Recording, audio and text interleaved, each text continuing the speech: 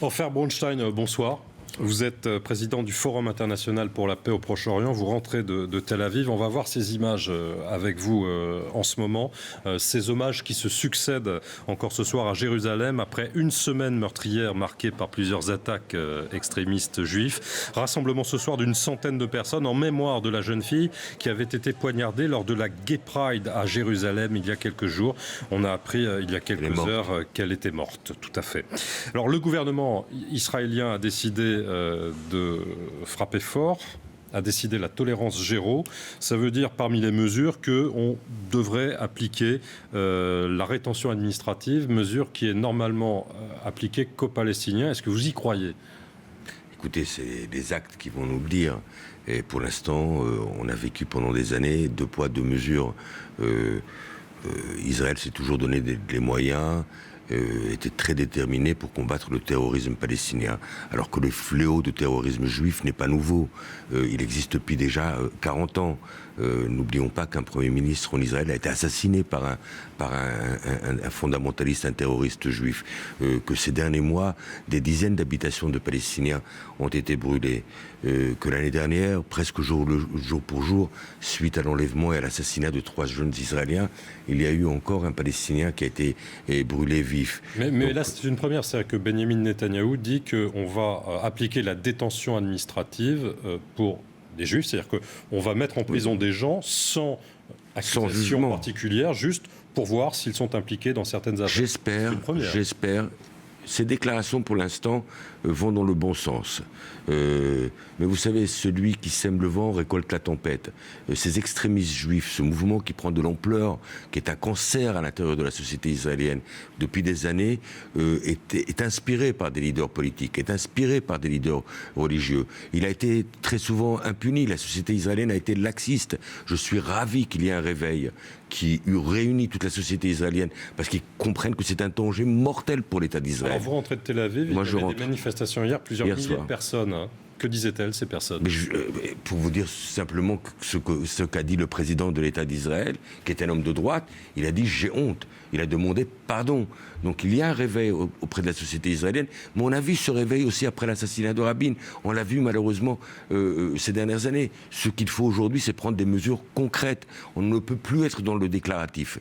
Une partie des colons sont des fascistes. Une partie des colons sont des terroristes. La colonisation est un obstacle à une paix possible entre Israéliens et Palestiniens. Il faut l'arrêter. Ce n'est plus des déclarations qui sont nécessaires, c'est des actes et des mesures fortes et déterminées. Mais donc j'espère que suite à cette tragédie, à ce meurtre barbare, à cet acte de terrorisme où un enfant de 18 mois a été brûlé vif et où tout le reste de sa famille est entre la vie et la mort, la société israélienne et les politiques israéliens vont prendre les mesures nécessaires pour éradiquer ce fléau. C'était la dernière attaque cette semaine, donc attaque contre une maison palestinienne, oui. 3 morts dont un bébé.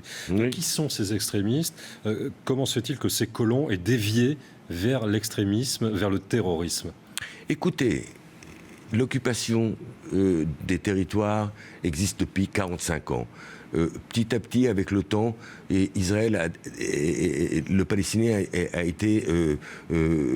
traité comme de seconde zone, diabolisé. Donc, dans l'esprit de ces jeunes-là, inspirés par des rabbins, inspirés par des leaders politiques, le Palestinien n'a pas la même valeur que l'Israélien. On peut se permettre de l'humilier, puisqu'on l'occupe, de lui prendre sa maison, de le détruire, de le tuer, de le brûler maintenant. Donc c'est un esprit qui s'est développé tout au long des 50 ans d'occupation. Et malheureusement, c'est un mouvement cancéreux qui gangrène la société israélienne, qui la met en danger et qui est un obstacle pour une paix qui est encore possible, fragile mais possible entre Israéliens et Palestiniens.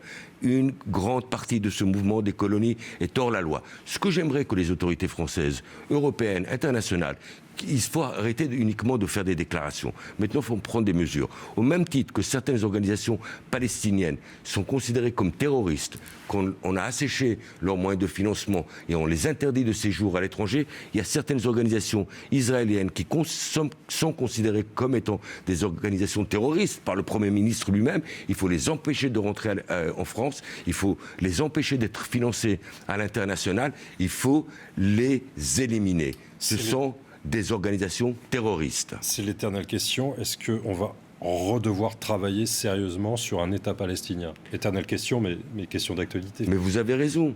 La fenêtre qui nous reste encore ouverte de possibilités, la seule solution au conflit israélo-palestinien, il y a une réconciliation entre les Israéliens et les Palestiniens, c'est la création de deux États qui vivraient côte à côte, dans la paix, dans la réconciliation, dans la coopération. Selon vous, c'est possible, vous qui êtes pour que ce soit possible, il faut arrêter ce projet de colonisation. Il faut une partie de ces colonies, là, il va falloir les retirer de ces territoires pour que cet État palestinien soit viable. Il faut le faire maintenant. Pour terminer, qui sont ces colons? On a répondu. Combien sont-ils, ces extrémistes, ces terroristes? Alors, il ne faut pas faire d'amalgame. Il y a des colons, il y a des colons. Une grande majorité des colons qui sont allés s'installer dans les territoires occupés, ce sont des gens qui y sont allés pour des raisons économiques. Ce ne sont pas des fanatiques, ce ne sont pas des fous du Dieu, ce ne sont pas des terroristes. Mais il y a une poignée qui est malheureusement de plus en plus importante, qui gère, qui dirige, qui dicte l'ordre du jour aux Israéliens et aux Palestiniens de part et d'autre. Malheureusement, une partie de ces extrémistes sont aujourd'hui au sein du gouvernement israélien. Il faut les boycotter, il ne faut pas les inviter en France, il ne faut pas les accepter ici. Mais cette poignée de colons extrémistes, terroristes, devient de plus en plus importante. Je ne peux pas vous donner un nombre, mais je pense qu'il y a entre 30 et 40 000, ce qui est beaucoup, trop 30 et 40 000 d'extrémistes. Il y a aujourd'hui 400 000 colons qui vivent dans les territoires occupés. Une partie de ces colons-là, dans un accord de paix entre Israéliens et Palestiniens, resteront à l'intérieur d'Israël puisqu'il y aura un échange de territoire. Mais il y a 30 ou 40 000 terroristes, extrémistes, fascistes qu'il faut aujourd'hui éradiquer de la société israélienne et y mettre en danger les Israéliens, les valeurs juives et les possibilités de paix entre Israéliens et Palestiniens. Ofer Bonchan, merci de votre conviction. Merci d'avoir été avec nous en direct ce soir sur ETD. Vous êtes président, on le rappelle, du Forum international pour la paix au Proche-Orient.